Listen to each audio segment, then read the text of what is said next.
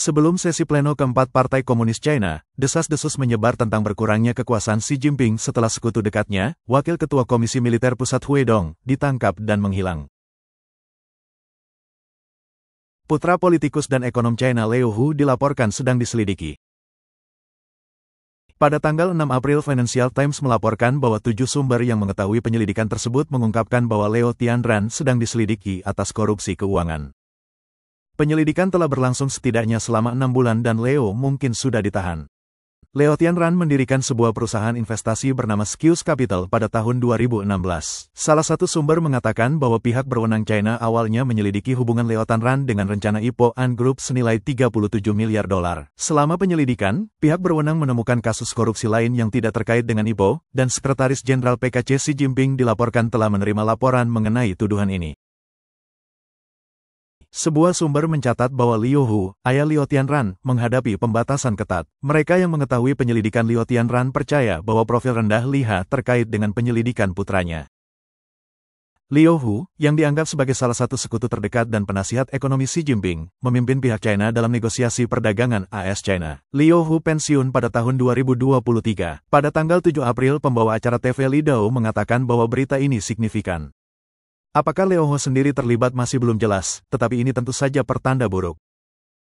Penangkapan putra mantan wakil Perdana Menteri adalah tamparan keras bagi Xi, bahkan jika serangannya tidak parah, itu tetap merupakan penghinaan besar dan secara tidak langsung mengonfirmasi bahwa basis kekuasaannya telah menyusut. Menyaksikan lingkaran dalamnya menghadapi masalah, ia benar-benar menjadi semakin terisolasi. Liu berpendapat bahwa situasi yang melibatkan Liu Tianran tidak hanya mengancam Liu Hu tetapi juga saudara iparnya, Gong Yang, wali kota Shanghai saat ini. Lanskap politik di China sangat rumit, dan setelah skandal meletus, para pejabat cenderung saling menyerang untuk menghindari terseret ke dalam kekacauan. Dengan situasi yang begitu sensitif, setiap gerakan kecil oleh tokoh-tokoh tinggi ini dapat memicu konsekuensi serius. Sementara desas-desus tentang penyelidikan Liu Tianran menyebar, sekutu dekat Xi Jinping lainnya, Cai Ti, juga terjerat skandal. Selir Tai dilaporkan sedang diselidiki. So caught in a scandal.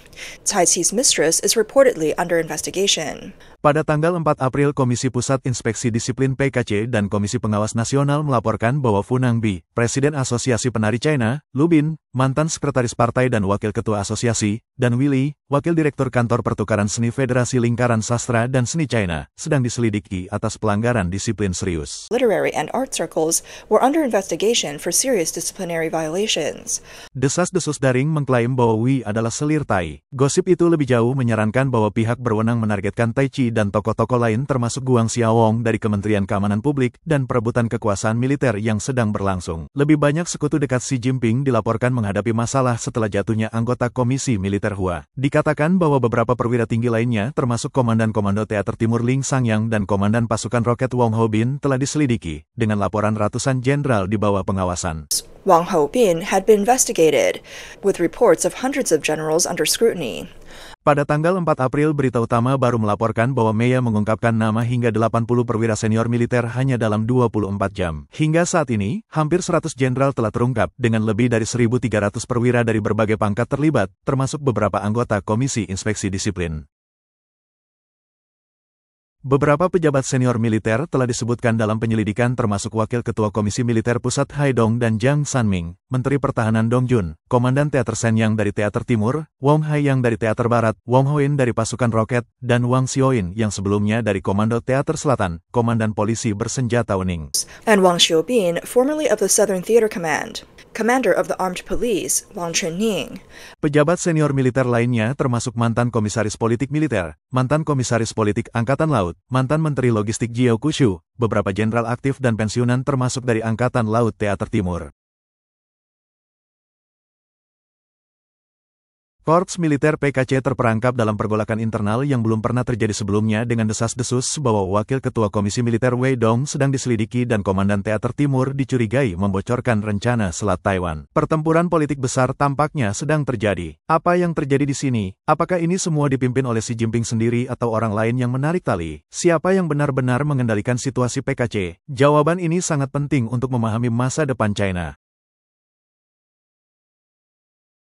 Tokoh media senior Jepang Ayako Yaita percaya bahwa ini adalah pertempuran hidup dan mati antara Xi Jinping dan Pangeran Militer Yang Yoshia. Setelah ia berkuasa, ia menggunakan pangeran militer untuk melenyapkan faksi pendahulunya Yang Zemin. Ia menjatuhkan Guong dan Su Taiho. Pada fase kedua, ia menggunakan para pangeran dan sekutunya sendiri dari Fujian untuk menantang orang-orang Hu Jingtao, menyingkirkan Zhang Yang dan Feng Fanghuai setelah Kongres Nasional ke-20. Kekuasaan Xi tumbuh dan ia berusaha untuk menyingkirkan para pangeran seperti Zhang Yosa, tetapi kali ini ia menghadapi perlawanan yang signifikan dan serangan balik dari para pangeran. Yaita percaya bahwa promosi Hudong oleh Xi menjadi wakil ketua komisi militer melanggar aturan bahwa satu wakil ketua menangani operasi dan yang lainnya personel dan ideologi. Tujuan Xi pertama-tama adalah untuk melemahkan pengaruh para pangeran, kemudian menyingkirkan Yang Yo, dan memperkuat faksi tenggaranya. Namun, selama pergolakan internal ini, AS dilaporkan membantu dengan memberikan bukti korupsi sekutu-sekutu Xi, yang hampir menyebabkan runtuhnya faksi Tenggara Xi. Pergolakan internal ini mengguncang persiapan pertahanan Selat Taiwan. Yaita menunjukkan bahwa faksi militer Xi, Tentara ke-31, adalah kekuatan lapis kedua, yang menyulitkan komandan tinggi untuk naik ke Komisi Militer Pusat. Ia menggunakan strategi Taiwan sebagai alasan untuk mempromosikan bawahannya dari Tentara ke-31. Namun, faksi Tenggara Tentara ke-31 kini telah sepenuhnya runtuh. Bahkan jika Wei Dong berhasil keluar dalam waktu dekat, ia kemungkinan akan diberhentikan. Fakta bahwa pasukan elit Xi sendiri sedang dilemahkan menunjukkan bahwa kekuasaannya melemah dan Yang Yo Xiao menjadi tokoh utama faksi anti-Xi. Tampaknya konfrontasi langsung antara Xi dan Yang sudah dekat. Lan Xian, mantan tokoh media senior di China, menyebutkan di forum elit Yultown Dynasty bahwa informasi tentang para jenderal PKC yang ditangkap berasal dari berbagai sumber. Dengan interpretasi yang lebih konservatif, ia mengatakan itu adalah konflik internal, tetapi informannya menggambarkannya sebagai manipulasi Xi Jinping di balik layar. Sejak September tahun 2024, informan itu mengatakan kepadanya bahwa Komisi Militer Pusat telah mengirim tim investigasi ke unit-unit militer, perusahaan pertahanan, Departemen Kedirgantaraan dan Pertahanan. Tim-tim ini bertindak secara tertutup di setiap perusahaan dan badan pemerintah. Informan itu mengklaim bahwa pada tanggal 31 Oktober tahun 2024, mereka berencana untuk menangkap 70 jenderal. Setelah itu, informan itu berhenti menghubunginya karena takut akan keselamatannya. Jalan Xin berbagi bahwa ia baru melanjutkan kontak dengan informan itu pada musim semi tahun 2025. Informan itu menekankan bahwa Xi Jinping berada di balik penangkapan tersebut. Zhao tidak dapat merilis informasi ini secara publik pada saat itu, hanya membagikannya sebagai konflik internal karena perbedaan pandangan tentang masalah tersebut dari sumber lain. Analisis eksternal menunjukkan bahwa setelah Xi Jinping berkuasa pada tahun 2012 dan mereformasi militer, ia membersihkan banyak individu, mengkonsolidasikan kekuasaan militer. Pada tahun 2023, ia memulai masa jabatan ketiganya, dan setelah Kongres Nasional ke-20 pada tahun 2022, skala penangkapan berubah secara signifikan, terjadi dalam dua fase. Pada tanggal 8 April, komentator independen Tai Shkun membahas dua fase ini dalam programnya. Tai menyatakan bahwa awalnya opini publik menunjuk langsung kepada Wakil Ketua Komisi Militer saat ini, Yang Yosha, karena mereka yang diselidiki sebagian besar adalah mantan bawahannya. Namun, setelah April tahun 2024, situasinya benar-benar terbalik, dan sekarang orang-orang yang diselidiki adalah sekutu dekat Xi Jinping. Setelah dua sesi PKC pada tahun 2023, sejumlah besar jenderal jatuh, termasuk mereka dari Komisi Sains dan Industri Pertahanan Nasional dan perusahaan terkait pertahanan. Individu-individu ini semua adalah bawahan Yang Yosha. Militer bahkan mengeluarkan pemberitahuan untuk menyelidiki masalah yang timbul di Departemen Peralatan, khususnya selama masa jabatan Yang Yosha sebagai ketuanya. Di permukaan, ini tampak seperti upaya untuk melindungi Yang Yosha, tetapi kenyataannya itu mendorongnya ke pusat perhatian dan menyalahkan sepenuhnya padanya. Setelah April tahun 2024, tiga tokoh kunci berada di bawah penyelidikan, ajudan utama Xi Jinping, Zhong Xiaojun, yang dipindah tugaskan ke posisi simbolis di Universitas Pertahanan Nasional pada April tahun 2024, Meo Hua, ahli strategi personel di militer, dan Hai Dong, wakil ketua komisi militer. Bahkan jika tidak ada masalah besar ditemukan, mengembalikannya ke posisi semula tampaknya mustahil. Tai Shkun percaya bahwa ketiga individu ini, yang dianggap sebagai segitiga besi dalam strategi militer Xi Jinping, sedang disingkirkan atau menghadapi penyelidikan. Ini menunjukkan bahwa serangkaian pembersihan militer yang bertujuan untuk melemahkan kendali Xi atas militer sedang berlangsung. Situasi ketiga orang ini masih belum jelas. Posisi Zhong Xiaojun sebagai kepala kantor komisi militer diambil alih oleh Fong Yongsang, dan berita tentang pemindah tugasannya ke Universitas Pertahanan Nasional belum dikonfirmasi. Meo Ha diselidiki pada November tahun 2023, tetapi pihak berwenang belum mengumumkan tindakan lebih lanjut. Adapun Hodong, desas-desus tentang penyelidikannya dimulai setelah dua sesi pada Maret tahun 2024, dan ia sejak itu absen dari acara-acara penting tanpa kontak selama lebih dari 3 minggu. Pada Kongres Nasional PKC ke-20, sekutu-sekutu Xi yang dikenal sebagai tentara keluarga Xi mengambil posisi di seluruh jajaran. Namun, banyak sekutu kunci Xi Jinping dibersihkan setelah Kongres, terutama di dalam militer. Ada perubahan signifikan dalam pasukan roket, pasukan dukungan strategis, dan Departemen Pengembangan Peralatan, dengan setidaknya puluhan jenderal dan pemimpin industri militer disingkirkan, termasuk mantan Menteri Pertahanan Wang Yongho dan Li Shangfu. Tokoh-tokoh yang secara pribadi dipromosikan Xi seperti Komandan Polisi Bersenjata Wong Qining, Komandan Pasukan Roket Baru Wong Hoin, Komandan Teater Timur Ling Sangyang, Komisaris Politik Angkatan Laut Yuan Huaju, dan mantan Komisaris Politik Angkatan Darat King semuanya dilaporkan sedang diselidiki. Tokoh media veteran Gun menyatakan skeptisisme tentang pembersihan skala besar di dalam militer. Expressed skepticism about the large-scale purges within the military. Ia menunjukkan beberapa inkonsistensi logis dalam analisis tersebut.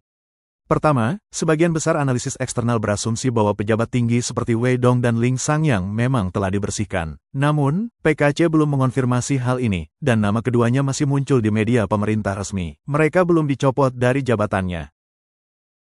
Kedua, situasi global justru menghadirkan peluang langka bagi PKC untuk menggunakan kekuatan militer untuk menyatukan Taiwan, namun Xi Jinping tampaknya tidak menghadapi ancaman langsung. Lalu mengapa ia melakukan pembersihan skala besar di dalam militer pada saat ini? Jika pembersihan itu nyata, Xi mungkin tidak punya cukup waktu untuk mengganti dan mengintegrasikan kelompok komandan tinggi yang baru. Jika Xi tidak mengambil tindakan apapun terhadap Taiwan dan ekonomi domestik stagnan atau bahkan menurun, karir politiknya bisa berakhir.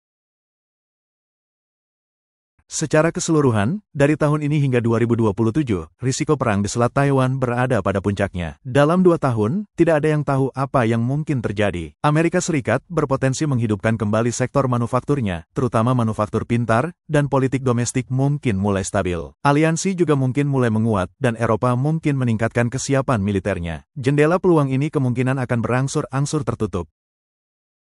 Guadring berkomentar bahwa strategi militer tidak pernah kekurangan tempat. Ia mengemukakan kemungkinan bahwa Wei Dong dan Lin Sangyang mungkin tidak benar-benar jatuh dari kekuasaan, tetapi sebaliknya mungkin terlibat dalam melaksanakan operasi militer yang lebih penting dan rahasia. Kemungkinan ini harus dipertimbangkan dengan cermat dan dianalisis dengan seksama. Komentator politik Wong Yo-chun menulis bahwa setelah Xi Jinping berkuasa, tujuan utamanya adalah mengendalikan militer. Salah satu cara terpenting ia mencapai ini adalah melalui pembangunan politik militer, yang melibatkan promosi jenderal-jenderal yang loyal untuk membentuk tentara Xi guna melindungi posisinya. Tokoh-tokoh kunci yang membantu dalam proses ini adalah mantan dan anggota Komisi Militer Pusat saat ini, Zhong Yang dan Mea Ha.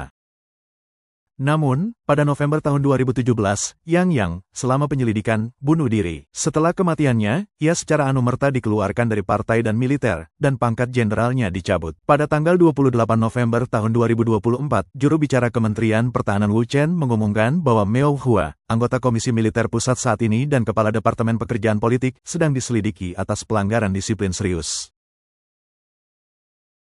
Menyusul kejatuhan Mia, desas-desus menyebar bahwa banyak jenderal berpangkat tinggi juga sedang dibersihkan dari militer. Dari tahun 2012 hingga 2024, selama 12 tahun, 2 tokoh kunci yang membantu Xi dalam pembangunan politik militernya keduanya dijatuhkan, menandai kegagalan besar dalam upaya Xi. Sekarang sekutu terpercaya Xi, Li Kang, Menteri Departemen Organisasi, telah digantikan secara tak terduga. Ini adalah pukulan berat lainnya bagi Xi. Ia juga menghadapi pukulan kehilangan tangan kanannya di militer. Ho Wong secara pribadi dan cepat dipromosikan oleh Xi. Ketika Kongres Nasional PKC ke-20 diadakan pada tahun 2022, Haidong bahkan bukan seorang delegasi, tetapi Xi melihat potensinya, melanggar dekade-dekade preseden. Ia mempromosikannya 3 tingkat, menjadikannya anggota Komite Pusat, anggota Biro Politik, dan Wakil Ketua Komisi Militer Pusat. Tidak ada orang lain yang menerima promosi secepat itu.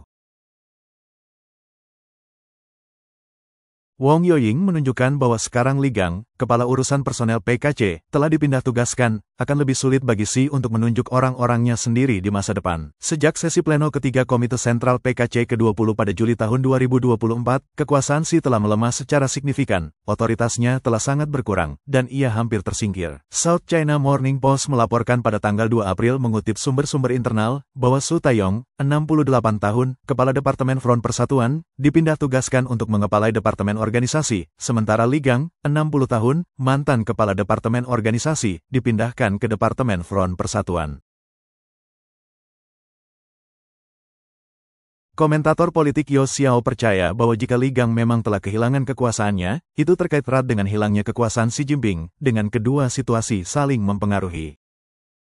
Berita tentang pemindah tugasan Lai Ganja menunjukkan bahwa faksi Xi mungkin telah kehilangan kendali atas keputusan personel. Beberapa orang mungkin mempertanyakan apakah pemindah tugasan Su Tiong ke Departemen Organisasi berarti bahwa kekuasaan personel masih di tangan faksi Xi. Untuk menjawabnya, itu tergantung pada apakah Su Tiong adalah sekutu setia Xi. Meskipun tidak jelas apakah Su memegang posisi setinggi itu, kunjungannya ke mantan pemimpin PKC Hu Jintao menunjukkan bahwa ia mungkin masih memiliki beberapa hubungan lama. Dalam konteks desas-desus yang sedang berlangsung tentang pengaruh para pejabat senior PKC terhadap situasi politik saat ini, bukan tidak mungkin Xi akan berpaling kepada Hu Jintao dan bersekutu dengan faksinya. Jika para tetua PKC berusaha mengendalikan lanskap politik, mereka tidak hanya perlu memegang kekuasaan militer tetapi juga mengendalikan opini publik dan keputusan personel. Meskipun dua yang pertama mungkin tidak menjadi masalah saat ini, mengganti orang-orang yang ditunjuk dan menunjuk pejabat baru untuk memastikan kelancaran komunikasi perintah tampaknya menjadi prioritas segera.